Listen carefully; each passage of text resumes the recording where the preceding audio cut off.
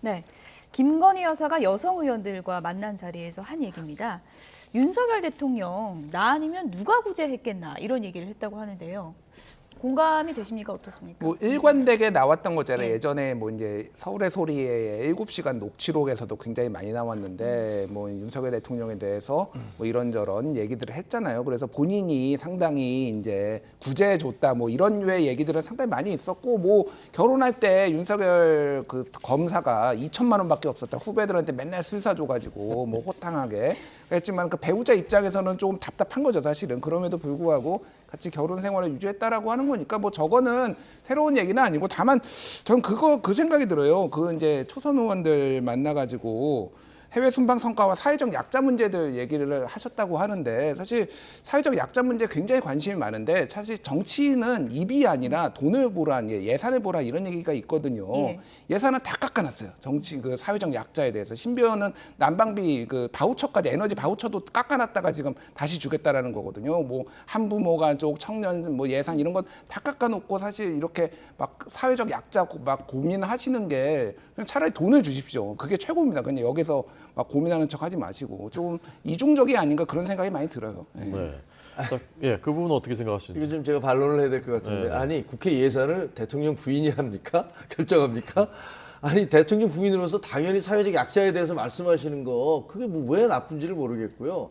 그리고 어차피 예산은 기재부와 그다음에 여야 서로 협의를 해서 결정을 하는 것이고 정책에 따라서 결정되는 것인데 대통령 부인한테 왜 예산이 그 부분에 대해서 깎였습니까라고 그 귀책 사유를 돌리는 건 좀 심하다 이런 생각이 들고요. 저는 어떤 생각이 드냐면 아니 좀 김건희 여사에 대한 관심을 좀 언론도 그렇고 야당도 그렇고 좀 접어줬으면 좋겠다.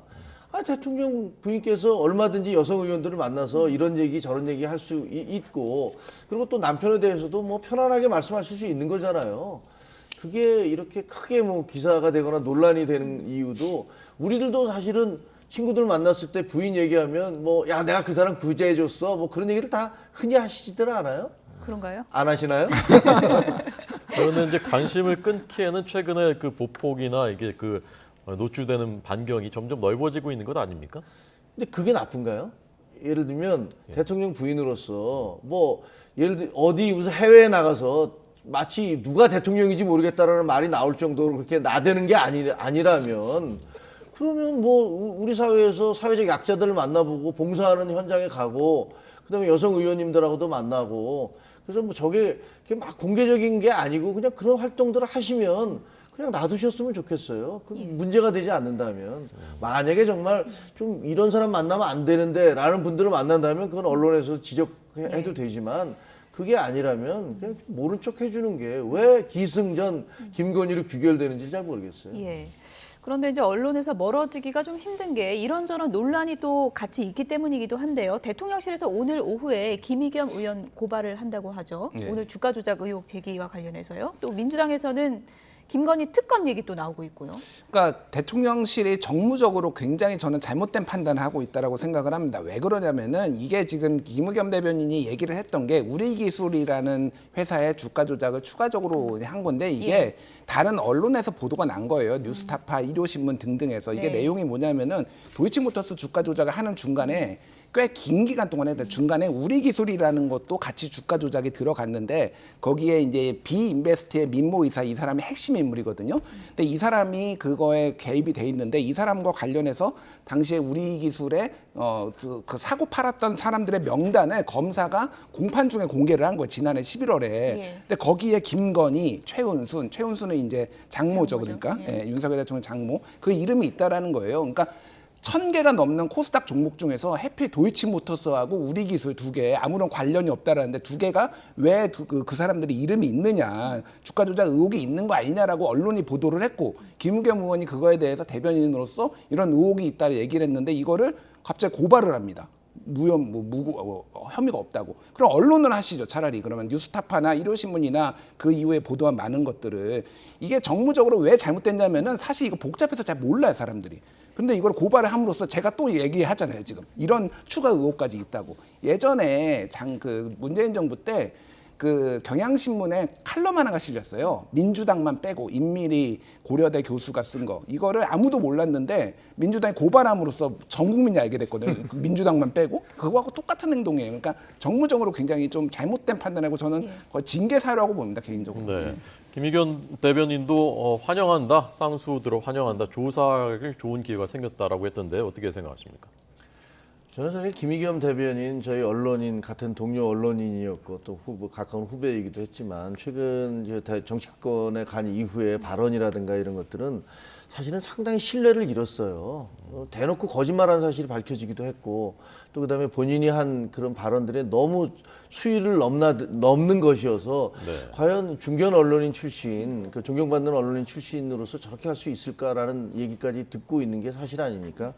이번 건에 대해서도 글쎄 그 자세한 내용은 그 법정에서 내지는 뭐 고발을 한다니까 뭐 자세히 밝혀지겠죠. 그래서 저는 이게 너무 복잡해서 잘 모르겠어요. 정말로 경제 전문가가 아니기 때문에 이 사람 말 들으면 이게 맞는 것 같고 저 사람 말 들으면 저는 게 맞는 것 같은데 그러나 김의겸 대변인이 그 신뢰도 같은 것들을 생각해보면 그다음에 이걸 또 땡큐 뭐 이런 식으로 발언하는 것들은 참을 수 없는 존재의 가벼움이라는 우리 책도 어떤 책도 있었지만 이 정치인이 그 발언 같은 것들이 너무 가볍구나 공당의 대변인이 그런 생각은 듭니다. 네.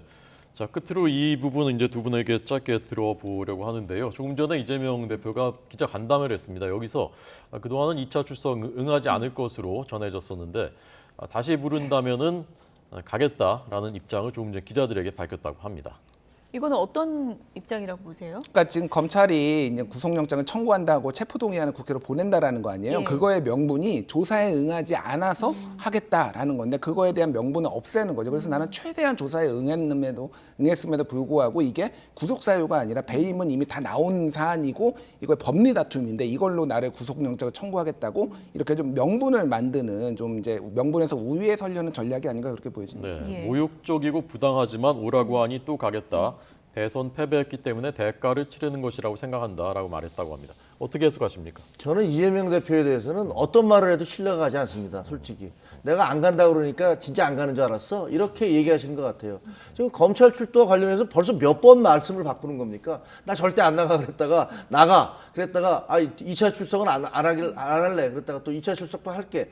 그 수시로 본인의 어떤 그 이해관계에 따라서 말을 번복하시기 때문에 정치 지도자가 그러셔도 되나요? 벌써 말을 몇 번째 바꾸고 계세요. 그러니까 나와서 하시는 말씀에 대해서도 모두가 신뢰가 없어요. 나를 기소하기 위해서 뭐 조작하고 있다. 뭘 조작하고 있다는 건지도 밝히지도 않으시고 그래서 계속 말씀을 바꾸고 있어요. 저러시면 본인한테 본인의 신뢰도만 계속 떨어지고 있는 거고 결과가 별로 좋지는 않겠다 이런 생각이 듭니다. 검찰은 이미 추가 출석을 요구한 상황이기 때문에 앞으로 날짜가 또 어떻게 조정될지도 지켜봐야 될 것 같습니다. 김종혁 국민의힘 비상대책위원, 김준일 뉴스톱 수석 에디터 두 분이었습니다. 고맙습니다. 감사합니다.